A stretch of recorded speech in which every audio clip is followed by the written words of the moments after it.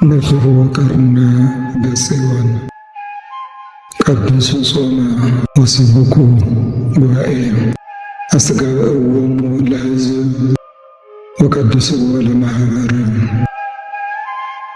በጽዮን መለከት ንፉ ጾምን ቀድሱ ጉባኤውንም አውጁ ሕዝቡንም ሰብስቡ ማኅበሩንም ቀድሱ። ትንቢተ ኢዩኤል ምዕራፍ 2 ቁጥር 15 እስከ 16። በስመ አብ ወወልድ ወመንፈስ ቅዱስ አሐዱ አምላክ አሜን። የተወደዳችሁና የተከበራችሁ የልዑል እግዚአብሔር ቤተሰቦች፣ እግዚአብሔር አብዝቶ የሚወዳችሁ እናንተም የምትወዱት ልዑለ ባሕርይ አምላካችን ጌታችንና መድኃኒታችን ኢየሱስ ክርስቶስ በደሙ ዋጅቶ በፍቅሩ ስቦ በቸርነቱ የሚጠብቃችሁ የሽንገላ ሳይሆን እጅግ አብዝተን የምንወዳት የእናቱ የእናታችን የቅድስት ድንግል ማርያም የቃል ኪዳን ልጆች የመልአኩ የቅዱስ ሚካኤል ወዳጆች እንኳን ለዚህ ለተቀደሰው ለተባረከውና በጉጉት የምንጠብቀው የነፍሳችን መፈወሻ የሥጋችን ፈቃድ ማሸነፊያ ወደ እግዚአብሔር መቅረቢያ ወደ ሆነው ወደ እመቤታችን ቅድስት ድንግል ማርያም የሱባዔ ጾም ጾመ ፍልሰታ ለማርያም በሰላምና በጤና አደረሳችሁ አደረሰን። ዛሬ ነሐሴ 1 ቀን ነው። ይህ ቀን በኢትዮጵያ ኦርቶዶክስ ተዋሕዶ ቤተ ክርስቲያን ታሪክ ውስጥ ልዩ ስፍራ ያለው ቀን ነው። አባቶቻችን ሐዋርያት የእመቤታችን ትንሣኤና ዕርገት ለማየት ሱባዔ የገቡበት በጾምና በጸሎት ተወስነው የእግዚአብሔር ምስጢር የተመለከቱበት ቅዱስ ወቅት ነው። ዛሬ እኛም የእነዚያ የቅዱሳን ሐዋርያት ልጆች ነንና የእነሱን ፈለግ ተከትለን በጾምና በጸሎት በሱባዔና በቅድስና ሆነን ይህንን ታላቅ ጾም እንጀምራለን። ጾም ማለት ምን ማለት እንደሆነ ለእናንተ ማስረዳት ለቀባሪው ማርዳት ነው የሚሆነው። እንደው ለማስታወስ ያክል ጾም ማለት ምን ማለት ነው ካልን ለሁላችንም ትርጉሙ አዲስ ባይሆንም ጾም ማለት መከልከል ማለት ነው። ከምግብ፣ ከመጠጥ፣ ከክፉ ሐሳብ፣ ከቂም፣ ከበቀል፣ ከሐሜት፣ ከርኩሰት ይህንን ሁሉ ከመሰለው ነገር ሁሉ ራስን መከልከል ማለት ነው። ጾም የነፍስ ምግብ ናት። ሥጋችን በምድራዊ ምግብ እንደሚለመልም ነፍሳችን ደግሞ በጾምና በጸሎት በቅዱስ ቁርባንና በእግዚአብሔር ቃል ትለመልማለች። ዛሬ ዓለማችን በብዙ ጫጫታና ግርግር ተሞልታለች። የሰው ልጅ ልብ በምድራዊ ጭንቀትና በሥጋዊ ምኞት ደንዝዟል። ይህ የፍልሰታ ጾም ግን ከዚህ ከዓለሙ ጫጫታ ወጥተን ወደ ራሳችን ልብ ተመልሰን ከፈጣሪያችን ጋር የምንነጋገርበት ልዩ የጸጥታ የጽሞናና የሱባዔ ወቅት ነው። የዚህ ጾምና ሱባዔ መጽሐፍ ቅዱሳዊ መሠረት ስንመለከት ደግሞ መጽሐፍ ቅዱስ ስለ ጾምና ስለ ሱባዔ ምን ያስተምረናል ብለን ከጠየቅን ወይም ምን ያስተምረናል ካላችሁን በነቢዩ በኢዩኤል መጽሐፍ በምዕራፍ 2 ቁጥር 15 ላይ የተጻፈው ቃል ከላይ እንደገለጽኩላችሁ በመግቢያዬ እንዲህ ይላል። በጽዮን መለከት ንፉ፣ ጾምን ቀድሱ፣ ጉባኤውንም አውጁ። ይህ ቃል ዛሬ ለእኛ የተነገረ ቃል ነው። በጽዮን መለከት ንፉ ማለት በቤተ ክርስቲያን የእግዚአብሔርን ቃል አውጁ፣ ሕዝቡን ከኃጢአት እንቅልፍ ቀስቅሱ ማለት ነው። ጾምን ቀድሱ ማለት ደግሞ ጾማችሁን ከይስሙላና ከግብዝነት አርቁት፣ ለእግዚአብሔር የተለየና የተቀደሰ አድርጉት ማለት ነው። ጾም በብሉይም በአዲስም የነበረ ጌታችንና መድኃኒታችን ኢየሱስ ክርስቶስ ራሱ የጾመውና የቀደሰው መለኮታዊ ሥርዓት ነው። ጌታችን በገዳመ ቆሮንቶስ 40 መዓልትና 40 ሌሊት የጾመው እኛን ለማስተማርና ሰይጣንን የምናሸንፍበትን መሳሪያ ሊያሳየን ነው። በዚህ በማቴዎስ ወንጌል ምዕራፍ 4 ከቁጥር 1 እስከ 11 ስንመለከት ይህንን በደንብ አድርጎ ያብራራልናል። ሐዋርያትም ጌታችን ወደ ሰማይ ካረገ በኋላ አገልግሎታቸውን የጀመሩት በጾምና በጸሎት ነበር። ይህንንም በሐዋርያት ሥራ መጽሐፍ ምዕራፍ 13 ቁጥር 3 ላይ መመልከት ትችላላችሁ። ሱባኤ ማለትስ ምን ማለት ነው ካላችሁ ደግሞ ሱባኤ የሚለው ቃል 7 ከሚለው የሳምንታት ቁጥር የተገኘ ሲሆን ትርጉሙ ግን ለጸሎትና ለጾም የተወሰነ ጊዜን መለየት ማለት ነው። በቅዱስ መጽሐፍ ውስጥ ታላላቅ ቅዱሳን ሁሉ ምስጢር ከመገለጡ በፊት ሱባኤ ይገቡ ነበር። ለምሳሌ ነቢዩ ዳንኤል ስለ ሕዝቡ ድኅነትና ስለ ኢየሩሳሌም መታደስ 3 ሳምንታትን 21 ቀን ማለት ነው መዓዛ ያለውን ምግብ ሳይበላ የወይን ጠጅ ሳይጠጣ ራሱን ዝቅ አድርጎ በሱባኤ ቆይቷል። ከዚያ በኋላ ነው መልአኩ ቅዱስ ገብርኤል መጥቶ ታላቁን የ70ውን ሳምንት ምስጢር የገለጠለት። ይህንንም በትንቢተ ዳንኤል ምዕራፍ 9 ቁጥር 3 እና በዚህ በትንቢተ ዳንኤል ምዕራፍ 10 ከቁጥር 2 እስከ 3 ማየት እንችላለን፣ ማንበብ ትችላላችሁ። ሌላው ምሳሌ ሊቀ ነቢያት ቅዱስ ሙሴ ነው። ቅዱስ ሙሴ የእግዚአብሔር ሕግ 10ቱን ቃላት ከመቀበሉ በፊት በሲና ተራራ 40 ቀንና 40 ሌሊት በሱባኤ ቆይቷል። በዘጸአት ምዕራፍ 34 ቁጥር 28 ላይ የምናገኘው ቃል ነቢዩ ሙሴ ይህንን ማድረጉን ነው።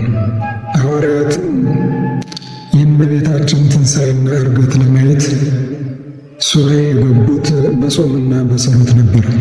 እመቤታችን በጥር 21 ቀን ካረፈች በኋላ ሐዋርያት ሥጋዋን እንዲቀብሩ ሲሉ አይሁድ በቅናት ተነስተው ሥጋዋን እናቃጥላለን ብለው ሊቀሟቸው ሞከሩ። በዚህ ጊዜ መልአከ እግዚአብሔር የእመቤታችን ሥጋ ነጥቆ በገነት በዕፀ ሕይወት ሥር አኖረው። ሐዋርያት ግን የእመቤታችን ሥጋ የት እንዳለ ባለማወቃቸው እጅግ አዘኑ። ሐዋርያው ቅዱስ ቶማስ በነሐሴ 16 ቀን እመቤታችን ስታረግ ወይም ወደ ሰማይ ስትወጣ በደመና ላይ ሆኖ አያት። እርሷም የተገነዘችበትን መግነዝ ለሌሎቹ ሐዋርያት አሳያቸው ብላ ሰጠችው። ሐዋርያትም ይህንን ምስጢር ከቅዱስ ቶማስ ከሰሙ በኋላ ቶማስ አይቶ እኛ ሳናይ ብለው መንፈሳዊ ቅናት፣ የእናት ፍቅር ይዟቸው የድንግል ማርያም ፍቅር በልቦናቸው የተሳለ ነውና በነሐሴ መባቻ ነሐሴ 1 ሱባኤ ገቡ። 2 ሳምንት ሙሉ ጾመውና ጸልየው በነሐሴ 16 ቀን ትንሣኤዋንና ዕርገቷን ለማየት በቁ። ይህ ታሪክ የሚያሳየን ሱባኤና ጾም የእግዚአብሔርን ምስጢር ለማየትና በረከትን ለመቀበል ዋነኛው መንገድ መሆናቸውን ነው። ዛሬ እኛም ይህንን ጾም ስንጀምር እንደ ሐዋርያት የእመቤታችንን በረከት ለማግኘት የነፍሳችንን ትንሣኤ ለማየት ሱባኤ መግባት አለብን። በዚህ በጾመ ፍልሰታ ወቅት በየቀኑ የምንጸልየውና የምንዘምረው ታላቅ መጽሐፍ ውዳሴ ማርያም ቅዱስ ኤፍሬም የደረሰው ዛሬ ነሐሴ 1 ነው። ጾሙን እየጀመርን ነው። በመሆኑም ከውዳሴ ማርያም ምስጢር ለዛሬ የሚሆነንን ለማየት እንሞክራለን። ሰማይና ምድርን ያለ አምድ ፈጠረ፣ በቃሉ አቆማቸው። ምድርም እጽዋትን ፍሬዎችንም እንድታበቅል አዘዘ ይለናል ቅዱስ ኤፍሬም። ቅዱስ ኤፍሬም ሶርያዊ በመንፈስ ቅዱስ ተመርቶ ይህንን ሲጽፍ የእግዚአብሔርን የፍጥረት ጥበብ ከእመቤታችን ቅድስት ድንግል ማርያም ምስጢር ጋር እያነጻጸረ ነው። ሰማይና ምድርን ያለ ምሰሶና ያለ አምድ ያቆመው ያ ታላቅ አምላክ ያ ገናና አምላክ በእመቤታችን ማኅፀን ውስጥ ለማደር መረጠ። ይህ ምን ማለት ነው ብትሉኝ፣ ሰማይና ምድር የማይወስኑት መላእክት በፊቱ በፍርሃትና በመንቀጥቀጥ የሚቆሙለት እሳተ መለኮት የሆነው አምላካችን መድኃኒታችን ኢየሱስ ክርስቶስ በአንቺ ማኅፀን ውስጥ አደረ። ነገር ግን ማኅፀንሽን እሳትነቱ አላቃጠለውም፣ ሰውነትሽንም አላጠፋውም። ይህ እንዴት ያለ ድንቅ ጥበብ ነው! ይህ እንዴት ያለ ድንቅ ምስጢር ነው! ምድር ያለ አንዳች እርዳታ ፍሬን እንድታበቅል እንዳዘዛት ሁሉ እመቤታችንም ያለ አንዳች የሰብአዊ ዘር በድንግልና ጸንሳ የዓለምን መድኃኒት ክርስቶስን ወለደችልን። እርሷ ያበቀለችው ፍሬ የሕይወት ፍሬ ነው። አዳምና ሔዋን በገነት የበሉት ፍሬ የሞት ፍሬ ነበር። እመቤታችን ያስገኘችልን ፍሬ ግን የሚበላው ሁሉ ለዘላለም የሚድንበት የሕይወት ፍሬ ነው። እኛም በዚህ ጾም እግዚአብሔር በልባችን ያድር ዘንድ ሰውነታችንን ማዘጋጀት አለብን። እግዚአብሔር በእመቤታችን ያደረው በንጽሕናዋና በትሕትናዋ ምክንያት ነው። የእኛ ልብ ግን በኃጢአት፣ በክፋት፣ በምቀኝነትና በስስት ተሞልቷል። ታዲያ እግዚአብሔር በዚህ በረከሰው ልብ ውስጥ እንዴት ያድራል? ስለዚህ ልባችንን በንስሐ ልናጸዳው ይገባል። የቤተ ክርስቲያን ሊቃውንትና ቅዱሳን አባቶች ስለ ጾምና ስለ ሱባዔ ብዙ አስተምረውናል። የእነሱን ምክር መስማት ለነፍሳችን ታላቅ ብርሃን ነው። ለዛሬ አንድ ሁለቱን ለመጥቀስ ያህል ቅዱስ ዮሐንስ አፈወርቅ እንዲህ ይላል። ጾም ማለት ከመብልና ከመጠጥ መከልከል ብቻ አይደለም። እውነተኛ ጾም ከክፉ ነገር ሁሉ መራቅ ነው። በአፍ ብቻ አትጹም። ዓይንህን ከማየት ጆሮህንም ከክፉ ነገር ከመስማት እግርህ ወደ ኃጢአት ከመሮጥ ይጹም። እጅህ ከመቀማትና ከስስት ይጹም። ምላስህ ሰውን ከማማትና ከመሳደብ ይጹም። ወንድምህን እያማህና እየጠላህ ሥጋ አልበላም ብትል ጾምህ ከንቱ ነው። ምክንያቱም ወንድምህን መጥላት የሰውን ሥጋ ከመብላት ይበልጣልና ይላል። ይህ የቅዱስ ዮሐንስ አፈወርቅ ምክር ዛሬ ለእኛ ለኢትዮጵያውያን እጅግ የሚያስፈልግ ምክር ነው። ዛሬ ብዙዎቻችን እንጾማለን፣ ነገር ግን እርስ በርሳችን እንጣላለን፣ እንገዳደላለን፣ እንሳደዳለን፣ እንሰዳደባለን። ይህ ጾም አይደለም። ጾማችን ከጥላቻ ወደ ፍቅር የምንመልስበት ሊሆን ይገባዋል። ታላቁ ሊቅ ቅዱስ ያሬድ በማኅሌቱ እንዲህ ብሎ አመስግኗል። ጾምስ የጸሎት እህቷ የክርስቲያንም እናቷ ናት።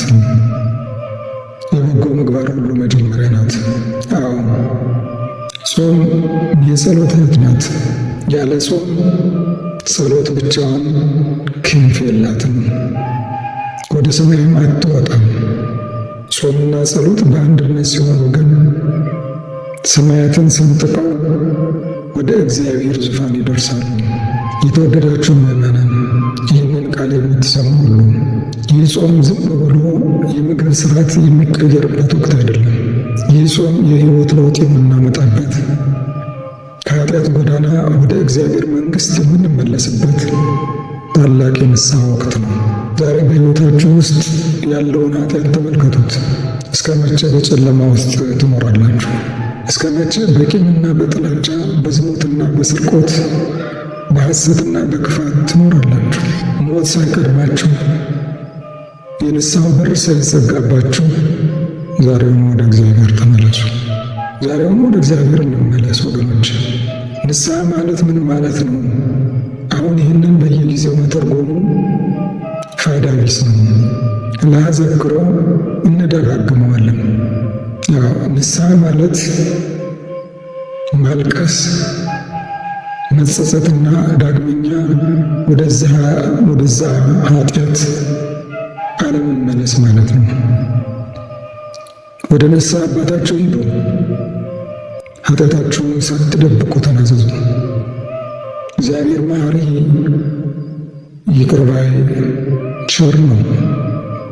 ኃጢአታችሁን ሁሉ ይደመስስላችኋል። የዚህ ጾም ዋና ዓላማ ምንድን ነው ብትሉኝ፣ ዋናው ዓላማው ራሳችንን ቀድሰን ንስሐ ገብተን የክርስቶስን ቅዱስ ሥጋና ክቡር ደም ለመቀበል ወይም ለመቁረብ ነው። ብዙዎቻችን እኔ አልበቃሁም፣ ኃጢአተኛ ነኝ እያለን ከቅዱስ ቁርባን እንሸሻለን። ይህ የሰይጣን ምክር ነው። ይህ የሰይጣን ማታለያ ነው። ሰይጣን ከሕይወት ማዕድ ሊያርቃችሁ ይፈልጋል። እኛ የምንቆርበው ጻድቅ ስለሆንን አይደለም፣ ኃጢአተኞችና በሽተኞች ስለሆንን መድኃኒት ፍለጋ ነው የምንቆርበው ወገኖች። ነገር ግን ያለ ንስሐ ያለ ዝግጅት መቁረብ ደግሞ ፍርድን ያመጣል። ስለዚህ በዚህ በ14ቱ ቀናት ሱባኤ ውስጥ ራሳችሁን አዘጋጁ።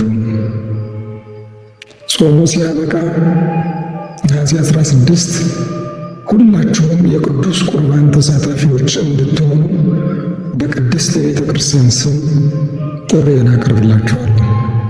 እንግዲህ የተወደዳችሁ የእግዚአብሔር ልጆች ዛሬ የመጀመሪያው ቀን ነው። ጾምን ስንጀምር በልባችን ውስጥ ያለውን ክፋት ሁሉ እናውጣ። ጾማችንን እግዚአብሔር የሚቀበለው ዘንድ በፍቅርና በትሕትና እንጹም። እመቤታችን ቅድስት ድንግል ማርያም በሱባኤያችን መካከል ትገኝ። ጸሎታችንን ወደ ልጇ ታሳርግልን። አገራችን ኢትዮጵያ ሰላም ታደርግልን። ጥላቻና ጦርነትን ከኛ ርቃ ፍቅርና አንድነትን ትስጠን። ለዛሬ ሁላችሁም ከኔ ቀጥላችሁ ይችን ጸሎት አብረን እንጸልይ። አምላካችን እግዚአብሔር ሆይ በሉ። ይህንን የፍልሰታ ጾም በሰላም እንድንጀምር ይረዳን፣ በሰላም እንድንፈጽም እርዳን። ጾማችንን የበረከት፣ የሰላም፣ የፍቅርና የንስሐ ጾም አድርግልን። እመቤታችን ቅድስት ድንግል ማርያም አማላጅነቷና ጸሎቷ አይለየን። የዛሬውን ትምህርት ከመዝጋቴ በፊት አባት ነኝና አባታዊ ምርቃቴ ለሁላችሁም ይሆን ዘንድ ፈጣሪንና እናቱን እንዲህ ብዬ ልለምናቸው፣ እናንተም አሜን በሉ። ልዑል እግዚአብሔር ሆይ ቃሉን ሰምተን እንድንለወጥ በቅዱስ ስምህ እንድናዳመጥ ስላበቃህን ስምህ ለዘላለም የተመሰገነ ይሁን። የሰማነውን ሕይወት ቃል በልባችን ጽላት ላይ አሳድርብን። 160 30 ፍሬ እንድናፈራ መንፈሳዊን ጥበብና ማስተዋል አድለን። የዓለም ሁሉ መሸሸጊያ የደካሞች ሁሉ ብርታት ይሆንሽ እመቤታችን ቅድስት ድንግል ማርያም ሆይ በዚህ ትምህርት ላይ ተገኝተሽ የሰማነውን ሁሉ በልቦናችን ሰሌዳ ላይ ጻፊልን። ጸሎታችንንም ወደ ቅዱስ ልጅሽ ወደ መድኃኒታችን ወደ ኢየሱስ ክርስቶስ አሳርጊልን። የተወደዳችሁና የተከበራችሁ እግዚአብሔር ቤተሰቦች የቅድስት ኪዳነ ምሕረት በረከት በቤታችሁ ይግባ። እመቤታችን ቅድስት ድንግል ማርያም በገባችው ታላቅ የቃል ኪዳን በረከት ቤታችሁን፣ ትዳራችሁንና ኑሯችሁን ትባርክላችሁ። በቤታችሁ ውስጥ ሰላም፣ ፍቅርና አንድነት ይንገስ። ረሃብና እጦት፣ ጭንቀትና መከራ ከደጃችሁ ይራቅ። የልጆቻችሁ ጠባቂ ትሁን። ታናናሽ ልጆቻችሁን በሃይማኖት በእውቀትና በምግባር አሳድጋ በእናታዊ መጎናጸፊያዋ ትጋርድላችሁ። ከክፉ ጓደኛ፣ ከዘመኑ ፈተናና ከጥፋት መንገድ ሁሉ ተጠብቃችሁ ማኅፀናችሁ የተባረከ ፍሬያችሁም ለሀገርና ለቤተ ክርስቲያን የሚጠቅም ይሁን። በሥራችሁና በጉዟችሁ ሁሉ ረድኤቱ አይለያችሁ። በምትወጡበትና በምትገቡበት፣ በምትዘሩትና በምታጭዱት፣ በንግዳችሁና በሥራችሁ ሁሉ የእመቤታችን የረድኤት ጥላ አይለያችሁ። እጆቻችሁ የሚነካው ሁሉ እግዚአብሔር በድንግል ማርያም ጸሎት ይባርከው። ከድንገተኛ አደጋና ከክፉ ነገር ሁሉ ተጠብቃችሁ ከሚበር ፍላጻ፣ ከሚያጠፋ ወረርሽኝ፣ ከድንገተኛ ሞትና ከጠላት ሰይፍ ሁሉ በእመቤታችን አማላጅነት እግዚአብሔር አምላክ ይጠብቃችሁ። በሕይወታችሁ ላይ የተደቀነውን ማንኛውንም የጨለመ ኃይል በልጇ መስቀለ ብርሃንነት ትበተንላችሁ። ሕሙማኖቻችሁ ይፈወሱ፣ ያዘኑት ይጽናኑ። በየቤታቸውና በየሆስፒታሉ የታመሙትን ወገኖቻችን እመቤታችን በፈዋሽነቷ ትጎብኛቸው። ፈጣሪ ፍጹም ጤናን ይስጣቸው። ያዘኑትን ታጽናና፣ የተከዙትን ደስ ታሰኛቸው። ልጇ ወዳጇ የመንግሥተ ሰማያት ወራሾች ያድርጋችሁ። በዚህ ምድር በሰላም ጠብቆ በሃይማኖት አጽንቶ በመጨረሻው ቀን በቅዱስ ልጇ በቀኙ በኩል ለመቆም ያብቃችሁ። የእመቤታችን የቅድስት ድንግል ማርያም አማላጅነት፣ የቅዱሳን መላእክት ጥበቃ፣ የጻድቃንና የሰማዕታት ጸሎት ሁልጊዜ ከእናንተ ጋር ይሁን።